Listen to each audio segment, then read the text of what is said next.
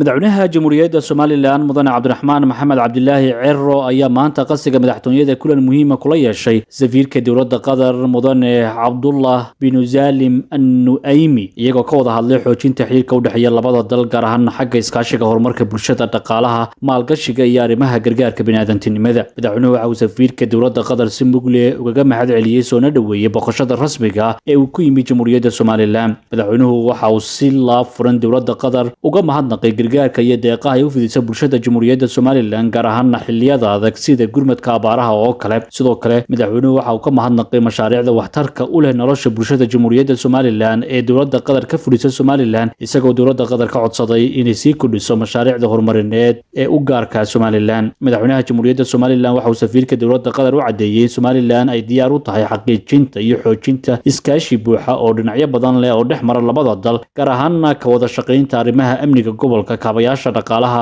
maalgashiga badaha caafimaadka iyo waxbarashada madaxweynaha waxa uu safiirka u sheegay in Soomaaliland ay soo dhaweynayso haddii dowladda Qatar Soomaaliland ay ka furanayso xafiis horumarineed kuwa khayriya iyo kuwa diblomaasiyadeedba isaguna dhankiisa safiirka dowladda Qatar oo halkaas ka hadlay ayaa u mahadnaqay madaxweynaha jamhuuriyadda Soomaaliland mudane Cabdiraxmaan Maxamed Cabdilaahi Cirro qaabilaada uu sameeyay isagoo xaqiijiyay in dowladda Qatar ay sii wadi doonto mashaariicda ay ka fulisay Soomaaliland gaar ahaan kuwa bini'aadantinimada iyo horumarinta adeegyada muhiimka ah nolosha bulshada jamhuuriyadda Soomaaliland kulanka ayaa ku soo dhamaaday isfahan iyo ballanqaad ku saabsan in labada dhinac ay sii wadaan wada shaqeynta iyo iskaashi ku dhisan dana wadaag iyo istixgelin buuxda Cabdicasiis Caydid cilmi warbaahinta qaranka xarunta qasiga madaxtooyada jamhuuriyadda Soomaaliland Hargeysa